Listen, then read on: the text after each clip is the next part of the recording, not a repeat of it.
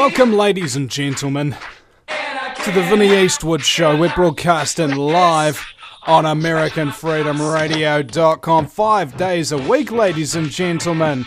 Hopefully you can get your daily dose of conspiracy and comedy, and make sure you share out those archives with all your friends and family. You can join us in the chat room at thevinnieeastwoodshow.com, or if you go into the NSA search engine, Google knows where to find it. You search Vinnie Eastwood Chat. That's Vinnie with a Y, because it's the most important question. Today we have a somewhat fabulous guest. His name is Bernard Mendez from bernardmendez.com and UFOQ&A.com. And he used to work for the Nixon administration, but we won't hold that against him. Bernie, welcome to the program. Thank you very much. Pleasure to be here. So would you please, we want to kind of cover your background in the Intel community and your previous work experience in the first segment, so that people will become familiar with who you are and what you do. And also, you're kind of an attaché at the moment for Andrew Brishago, because you have been capable of now corroborating his previously uncorroborable story of time travel and jump rooms and teleportation and all of that. So firstly, Bernie, just let us know a little bit of your background and history. Very good. Yes, I'm collaborating Andrew. Many people approached me about Andrew prior to speaking with him when he was on Coast to Coast. I heard him on Coast to Coast, and what he said sounded very familiar. So, and then after I heard him on Coast to Coast, I sent him an email through his website, and then he called me and we began talking. We talked several times. One time we talked all night. He couldn't believe he found me. He's sure it's me, because we had during the jump rooms time. He was in the West Coast. I came from the East Coast, and then I went to the West Coast. We had several incidences which we discussed, and nobody can make up a fantastic story like that from coast to coast. We hadn't seen one another in many, many years. What led up to that was I was actually training with this equipment that Andrew was discussing in somewhat detail, though I don't exactly agree with all his theories and all his details, but that's another story. When I was young, very, very young, I had an incident when I was 2 years, 6 months, 3 days old, according to the official naval report about me. It was a naval board that I faced. There were 15 Navy people there, including doctors and whatnot, when I went through this elaborate testing, and I qualified.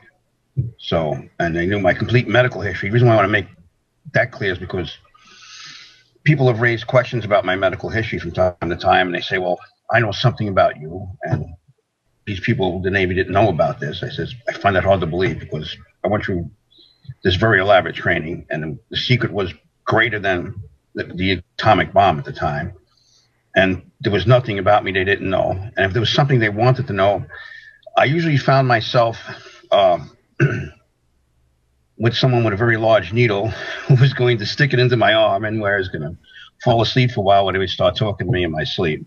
So there's really nothing much they don't know about me. So like I say, I'm here to collaborate Andrew, and I was began training at a very young age.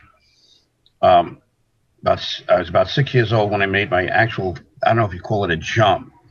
The equipment was very primitive then. It's very close to what Andrew was saying. I was like in a very small area, like being in a very, like a clear plastic tube, like expands like a slinky, like a big sling, and you go flying out of it. And then sometimes you came flying back. And I used to do that. I used to do it quite well. And the reason why they did it with young people was because they actually tried, and Andrew mentioned older people, and they didn't do too well, because they came back and then they became oxygen stuff. They didn't know much about not hypothermia, hypoxia, where you go into a very low oxygen environment, or an environment that has a high concentration of CO, carbon monoxide, or carbon dioxide, where you have to learn how to hold your breath for a long period of time, or there's this differential that can't be accounted for. time-wise, and this is what Andrew's going on about. So, for instance, it's been noted from time to time, and I've had it happen to me myself, where the time you start at and the time you return, say, is 1 hour. But if the time you actually experience something, maybe 10 minutes. Now, how this happens, we don't know, and vice versa. For instance, if you take two watches, synchronized, take one which you want to jump if it worked, and one left behind, the watch, when you get back, it's going to say 1 hour has passed. But if you look at your watch, you took what you wanted to jump, it will say that 10 minutes has passed. Now, how this is possible, I don't know. Maybe there's something wrong with the watch. But these things have happened from time to time. That's what Andrew was talking about, this time travel business. So that's what I was doing with a very small device that was in its primitive phase in the late 1950s, early 1960s. And then when I was about 5 or 6 years old, these devices were very difficult to get to work. They were very elaborate devices. But the Navy was doing this full-time in the Philadelphia yard when World War II started. And then they coincidentally moved to Camp Hero and a couple other locations. And apparently this was due to the fact that in the Philadelphia yard, and when I was negotiating at the areas with the space aliens themselves, and I had given them, because we didn't know what they were talking about. They claimed we were intruding into their space, and we didn't know exactly what they meant by that. We thought maybe it's because we went to the moon, but they didn't seem that was a consideration. So we gave them, I came down there to give them camera equipment and photographic equipment, which we gave them, a big trunk with 2 or 3 cameras and 3 or 4 photographic equipment, film equipment, and a lot of film and whatnot. And they came back fairly quickly, and they showed us a very large cylinder. Well, actually, it wasn't very large. It's a cylinder about, I guess, about 4 feet long by about 2.5 feet wide. It was one piece, and a couple of the other cylinders were bolted. And I took this back to my superiors. We call them lateral movers, the people that worked there. I said, "Will someone explain to me what they're talking about? They have a picture of what they're talking about. I want details about this immediately." And it took about 2 hours. And someone said that was a cylinder that was used during this experiment they had with the space alien technology that they were experimenting with in the Philadelphia yard, which they eventually moved. I says, "Well, not for nothing. Do you know where it went? Because the space aliens are complaining that this cylinder flew out into their space, did some damage, and they traced it back, to the area not far from the Philadelphia yard, if not precisely where it was launched from." It's a very peculiar device that launches these things, which led up to these jump rooms. And as time went on, we found out that these jump rooms that we were doing was going into some sort of dimensional. Now, I've been trained in physics. I've got college credits in physics. I don't have a degree or doctorate in physics, but I'm close to it, not that far away. And I'm respected by my professors, and that's all that really counts to me. We opened a door without being invited and without being escorted into an area of space and disturbed a lot of space aliens. Now, through the negotiations, they were of the opinion that we would eventually have done this anyway. So the way, and I sensed it right away, or I got them to say something to that effect. I said, "Well, could you escort us to these areas?" Now, there were a lot of questions. The military had priority over these matters. And Senate subcommittees had a lot of questions at that point. And from what we were able to determine, they were going to allow us to see things that we could relate to, things that would look familiar to us, or things that we could understand. So namely, that boiled down to 153 areas, or slots as the astronauts put them. What the physicists, see, when I started, physicists were physicists, astronomers were astronomers, and now they combined the two to call them astrophysicists. Came up with a term, and now it's not the multiverse, as many people have stated on George Orwell, it's the fourth. They're going to call it the fourth, and that's it. You know, there's a lot of people claim there's a lot of different dimensions and different quantum physics dimensions. It's all going to be the fourth dimension, whether it's invisible, hollow Earth, out in space in a slot, or hollow moon, or hollow Mars, or elevations to Mars and moon, or hollow elevations to the planet we live on. However you want to put it, they're going to call it the fourth, because it's getting very, very complicated. So, through negotiations, and I know there was a lord there from the British side of things. I'm trying to remember a duke. They call him a duke. I didn't know what a duke was. Apparently some sort of title in the British Empire, who was talking with them. And when this was all coming about, I got very tired. I had been up a very long time. So I decided to go to sleep, and I laid down. And then they woke me up maybe like an hour later, and they began talking about all this. So my opinion was, when I went to the West Coast jump room, that these space aliens would make adjustments to the jump rooms. And they did give us some peculiar things. Andrew was mentioning one. And I don't know what we could do with them, but there are people screwing around with them ever since. We're going to be in these areas, and we're going to make modifications to the existing technology we had at the time, either from crash ships or retrieve ships or whatever, and try and show us what is now termed this sector of space we live in, or points beyond, or who would ever accept us. It's kind of like a diplomatic thing. It's kind of like you have diplomatic relations with a country, and you send people there, and they say, we do not accept these people, and they send them back. Now, their reasoning behind this is that we contaminate the places we go to, and that we could start epidemics. So they really don't like us going off on our own.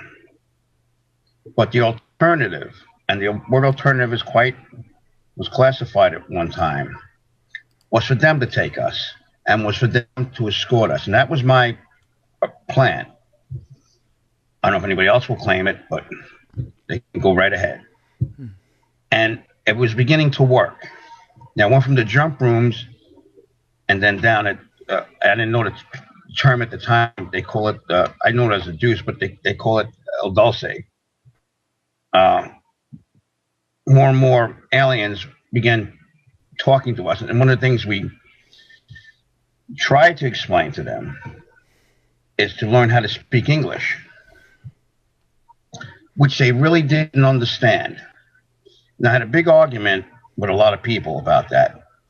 There was an opinion we should not tell them anything.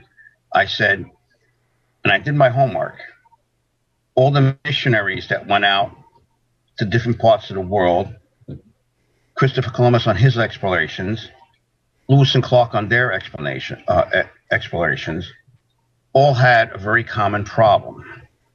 Even the United States, when we first established relations with Japan, or what was known at the time, the Japans, and China, was that we had a language barrier.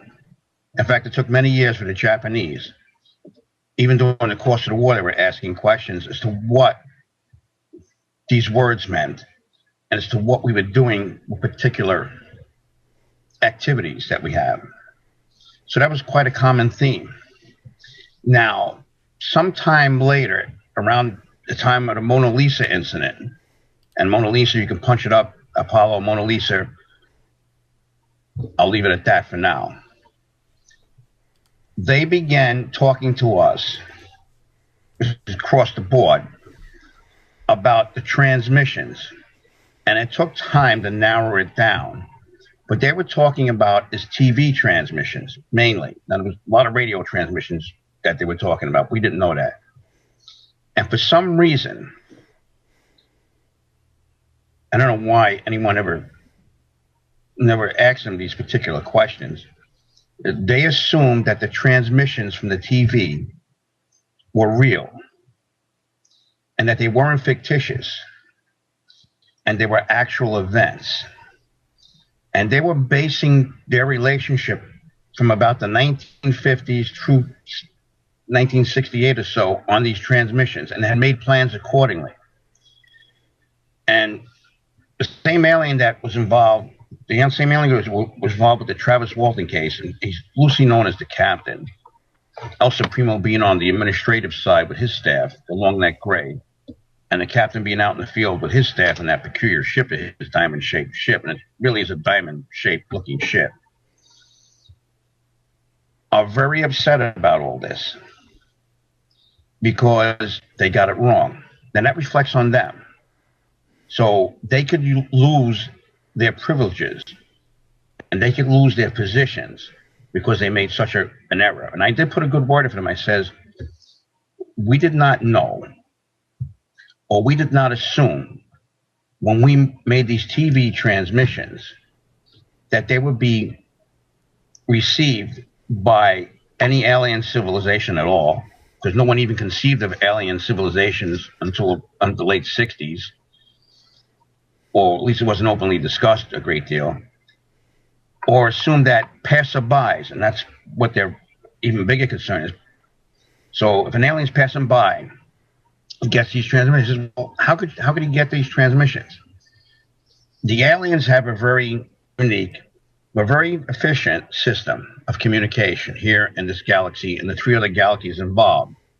Now, rather than have everyone send out signals like we do on shortwave, frequency modulation or amplitude modulation, they have a system of newsstands. Now, they're gargantuan boxes out there.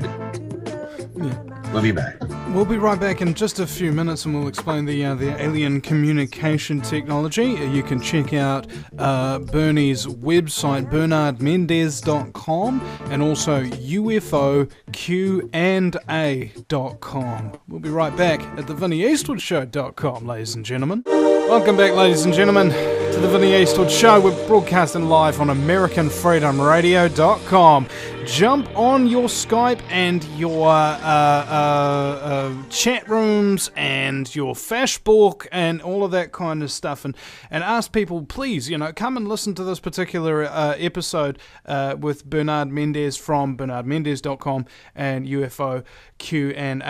We were talking over the break about the reason why Bernie wasn't able to come on last time.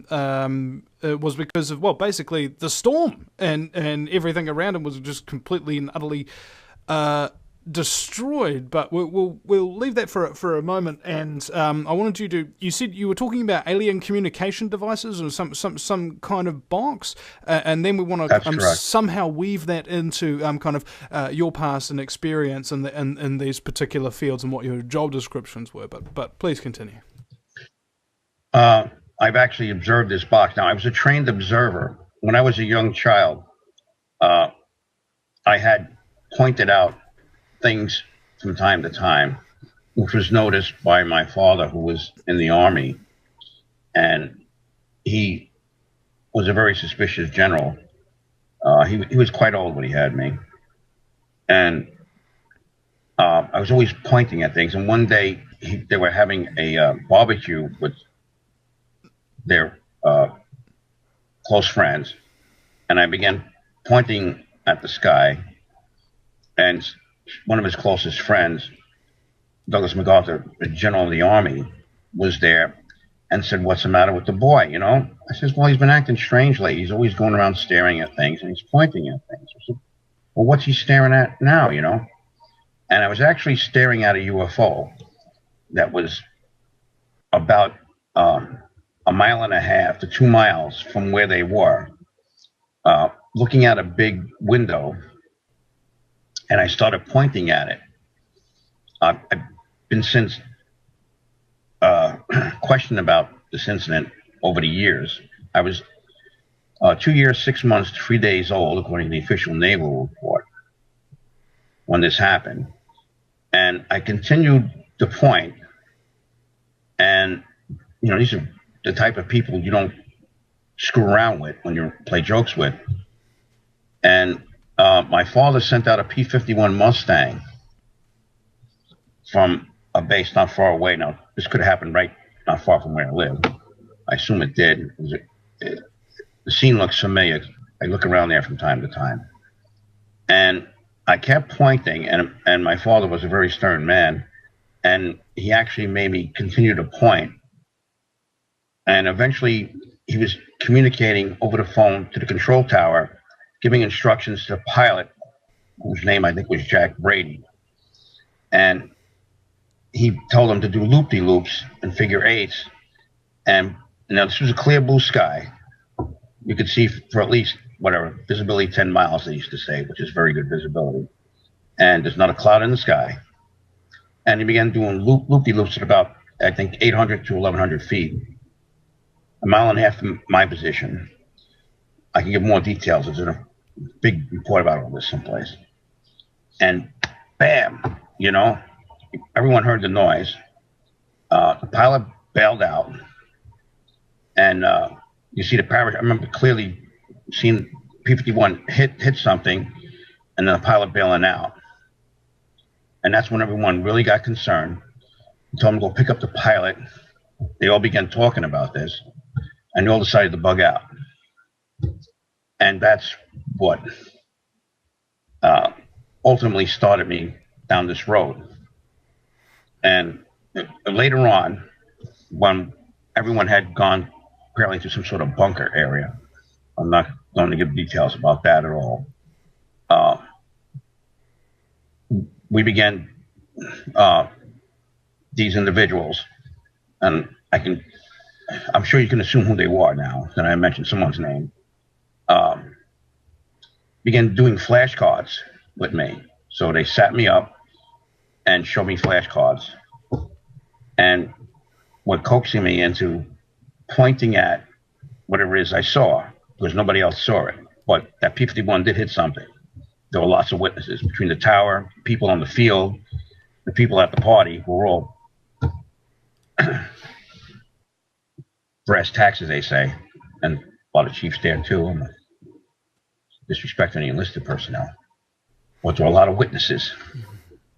And I eventually pointed out a diamond-shaped, gold-color UFO. I'm sure UFOpictures.com there's something very similar there. And that's how I got started. And eventually, they determined that I have a very peculiar eye arrangement.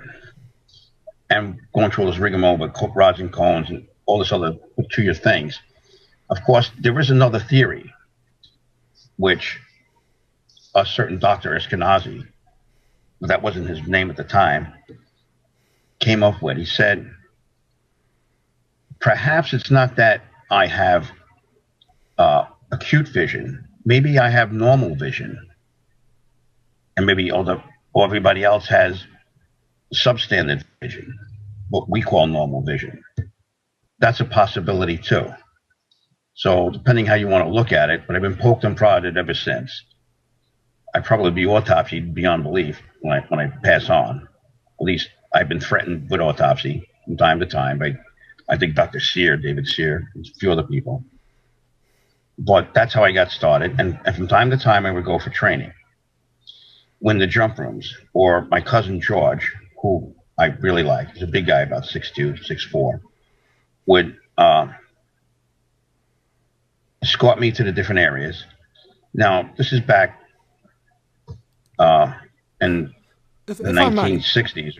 If I may, children have a particular sensitivity to things that adults can't see a lot of the times, and I've heard that basically if your children see or do something that you don't quite understand, or they think that they're seeing something that you don't think is there at all, if you write it down and look back on it later, you'll find out what it means, sort of thing.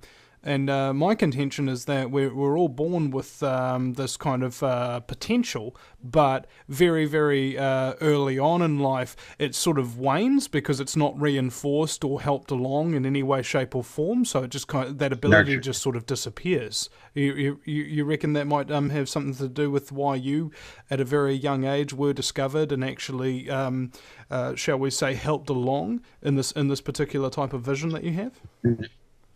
Nurtured. Yes, it's called being nurtured.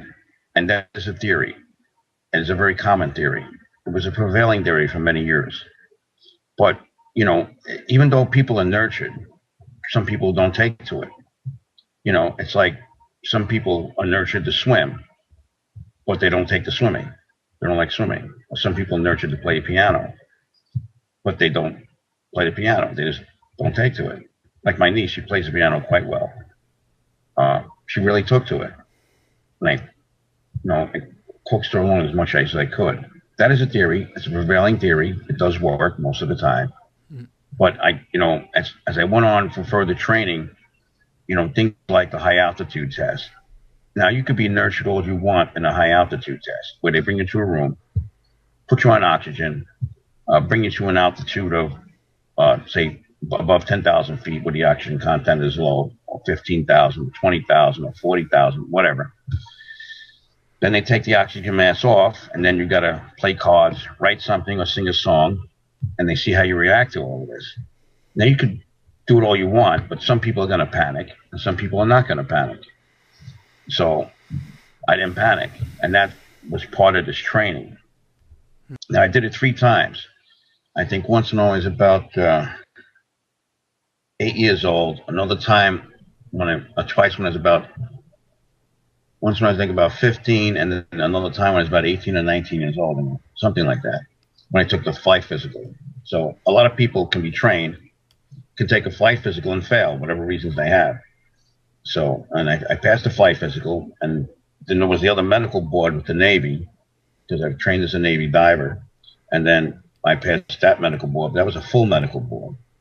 So I went through at least 2 full medical boards by the time I was 21. My career was basically over at 22, as far as jumping goes, because, Andrew was going into that, about what are the effects of jumping. There's a lot of side effects, because you have to be put on oxygen when you come back. And some people don't take well to being put on oxygen. I mean, no matter how you train. Some people can breathe oxygen for 10 minutes. Others can breathe it for like an hour, and then all sorts of complications set in. So beyond that, Nixon knew of me. Nixon knew of this incident. I know that from talking to him personally. I had dinner with him 3 times, twice at the White House and once when he moved to New York. I should have had more dinner when he had in California, but I didn't have plane fare to fly all the way out to California. Although I think what's name Judith was trying to get me to go see him in California. It was fairly close to him for a period of time. He's a very nice fellow. He's very good to me. Give me just about everything I wanted. And I would go for this training, and he would send me to the areas. And he would have questions for me, usually 17 questions. But after a while, they were repetitive. That I would go talk to the space aliens about, or go to the different area commanders and ask them questions, because the appropriation bill was coming on. And then I would ask favors like, can I go to Vietnam temporarily? Be John Wayne for a day. So it's very dangerous going there, to get hurt, and, blah, blah, blah. So I did everything I wanted to do. And things were very good for me that way. And, I got no complaints in that respect. But that's how I did it.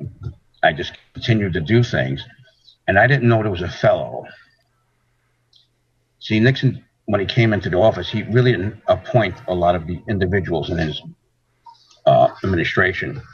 He actually had a package deal where he agreed, if they swore him for president, like the ministers in England, he had a package deal, then he appointed all these people to different positions. But there was a guy by the name of Rumsfeld who was good friends with Agnew, Dr. Agnew, and the College of Siskiyous who found people like me who could do these, what they called amazing things, and then they would nurture them and coax them along. They always convinced me to do these things, and then give you more and more training and give you more and more things to do. Now, had I known that, which I didn't really at the time, because Rumsfeld was that peculiar fellow, and I bought quite a few of his speeches when I was quite young, and nobody ever told me this. If somebody told me this, what I knew now back then, I would have never done some of these things. If you did something for him and you did it well, he gave you something else to do. And if you did that well, I'll give you a couple of things to do. If you did that well, he'll give you 3 or 4 other things to do. So the more the things you did for him, the more he gave you to do. And he did was that way with everybody, until eventually people didn't go near him or something, or changed their name. I don't know. And that's how I came along in this project. Would you like me to finish about this elaborate communication system that the space aliens have? We've got about 2 to 3 minutes to wrap it up before the break. Yeah, sure. Well, the reason why I'd say that is because a lot of my training, and Petty Officer Keel, Chief Keel, our families were very close at one time, always was of the opinion, and he put his opinion on record, that I had probably seen things that I never reported that were of great interest to the government, not to mention the whole spy network that was trailing me around on my coattails from time to time. I never knew it. I mean, I probably seen things and never knew what they were. So he had this theory that I should be brought along a little bit more. And so I began developing like a photographic memory from time to time. And had I known the pitfalls of photographic memory, I never went down that road. But that's another story altogether. So I actually had seen pictures of this peculiar communication center that the space aliens have, amongst other things. They show me an awful many details of alien related things. I brought aboard many ships just to look around. I didn't touch anything. I really didn't stay long. Sometimes I stayed, a minute or two, walked around, looked at these devices. Is that this? Is that that? Was this, and then left. Then I give them my opinion about what I saw. And one of the biggest questions I had, because I made a list of questions that I had, which I eventually addressed to the space aliens per sidebar, because I requested that after I get through the negotiations that you wanted me to do based on your questions, what they call talking points, whatever, or parameters that you have to negotiate with, may I ask them these other questions? And I would submit it. And I say, go ahead. Just, common things. And some of the questions I asked them is like, how do they navigate through space? And how do you communicate? And these 2 questions, to this day, I get asked questions by retired Navy personnel mainly, who says, did you ever ascertain how they do this? Well, we'll talk about this after the break. It seems like as soon as we get into something, we get cut off by a break, because you take a long time to kind of discuss things, because you elaborate a lot of detail and background, and it occurs to me, Bernie, that your memory is really, really, really sharper than most people's at your age, for sure. We'll be right back after the break with Bernard Mendez, ladies and gentlemen. If you take an active interest in maintaining the optimum health and well-being of yourself and your family, the New Zealand Journal of Natural Medicine is the magazine you've been waiting for. Having taken Australia and New Zealand by storm, the New Zealand Journal of Natural Medicine is now available in the UK and Europe. Visit www.nznaturalmed.co.uk or call 01626 337 531 to order your copy now.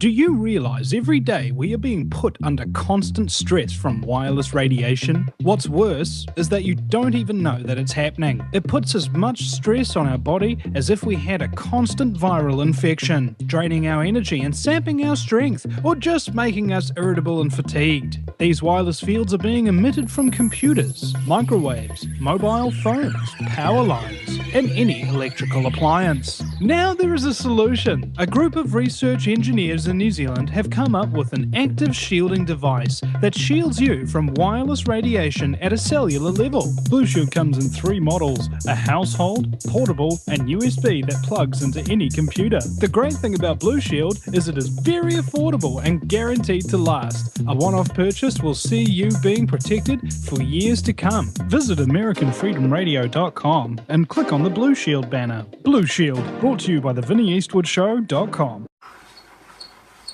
No matter where you live, globalism affects you. Did you know that the Vinnie Eastwood Show has more subscribers than New Zealand Herald TV and is New Zealand's most popular YouTube news channel, where warm-hearted humour and a list of awesome guests talk about crucial issues which the mainstream media ignore? A show where you, the listener, can phone up with questions, comments and suggestions of guests. Vinnie is building a hub to connect truthers with raw information they need to become active. He can help you gain further skills such as website building, producing audio and video, and creating revenue streams in your own multimedia environment.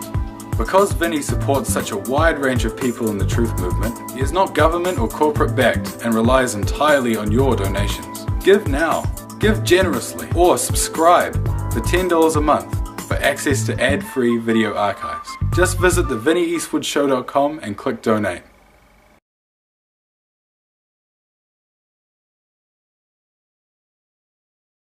Face. There were 15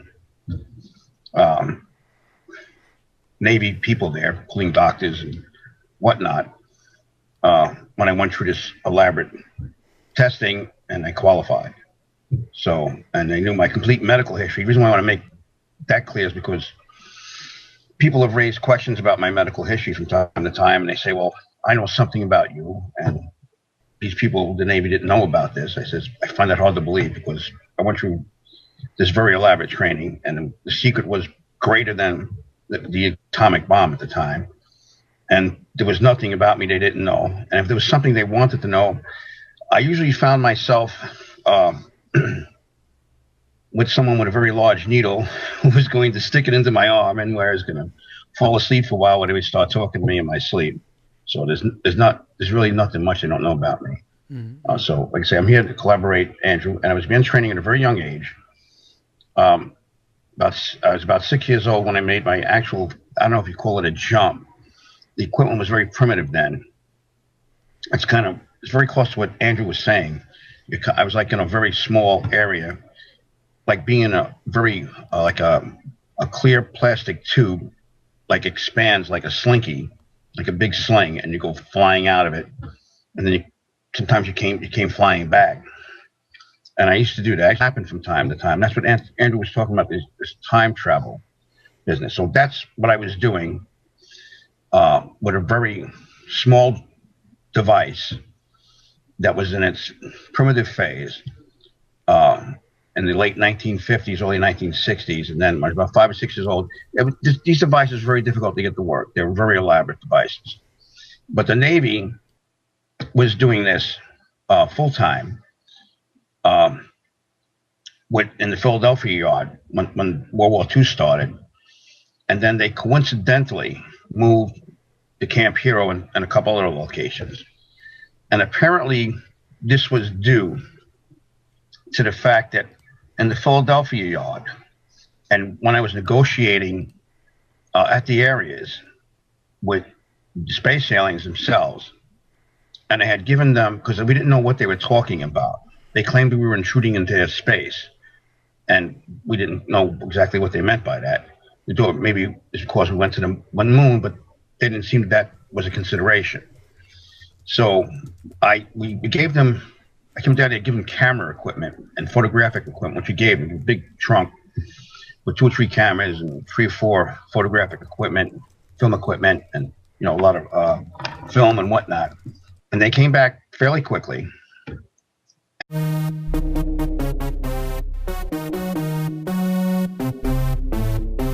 Welcome, ladies and gentlemen, to the Vinnie Eastwood Show. We're broadcasting live on AmericanFreedomRadio.com 5 days a week, ladies and gentlemen. Hopefully you can get your daily dose of conspiracy and comedy, and make sure you share out those archives with all your friends and family. You can join us in the chat room at thevinnieeastwoodshow.com, or if you go into the NSA search engine, Google knows where to find it. You search Vinnie Eastwood Chat. That's Vinnie with a Y, because it's the most important question. Today we have a somewhat fabulous guest. His name is Bernard Mendez from bernardmendez.com and UFOQA.com. And he used to work for the Nixon administration, but we won't hold that against him. Bernie, welcome to the program. Thank you very much. Pleasure to be here. So would you please, we want to kind of cover your background in the intel community and your previous work experience in the first segment, so that people will become familiar with who you are and what you do. And also, you're kind of an attaché at the moment for Andrew Brishago, because you have been capable of now corroborating his previously uncorroborable story of time travel and jump rooms and teleportation and all of that. So firstly, Bernie, just let us know a little bit of your background and history. Very good. Yes, I'm collaborating Andrew. Many people approached me about Andrew prior to speaking with him when he was on Coast to Coast. I heard him on Coast to Coast, and what he said sounded very familiar. So, and then after I heard him on Coast to Coast, I sent him an email through his website, and then he called me and we began talking. We talked several times. One time we talked all night. He couldn't believe he found me. He's sure it's me, because we had during the jump rooms time. He was in the West Coast. I came from the East Coast, and then I went to the West Coast. We had several incidences which we discussed, and nobody can make up a fantastic story like that from coast to coast. We hadn't seen one another in many, many years. What led up to that was I was actually training with this equipment that Andrew was discussing in somewhat detail, though I don't exactly agree with all his theories and all his details, but that's another story. When I was young, very, very young, I had an incident when I was 2 years, 6 months, 3 days old, according to the official naval report about me. It was a naval board. That did quite well. And the reason why they did it with young people was because they actually tried, and Andrew mentioned older people, and they didn't do too well, because they came back and then they became oxygen starved. They didn't know much about not hypothermia, hypoxia, where you go into a very low oxygen environment, or an environment that has a high concentration of CO, carbon monoxide or carbon dioxide, where you have to learn how to hold your breath for a long period of time. Or there's this differential that can't be accounted for time-wise, and this is what Andrew's going on about. So, for instance, it's been noted from time to time, and I've had it happen to me myself, where the time you start at and the time you return, say, is 1 hour. But if the time you actually experience something may be 10 minutes. Now, how this happens, we don't know, and vice versa. For instance, if you take two watches, synchronized, take one which you wanted to jump if it worked, and one left behind, the watch, when you get back, it's going to say 1 hour has passed.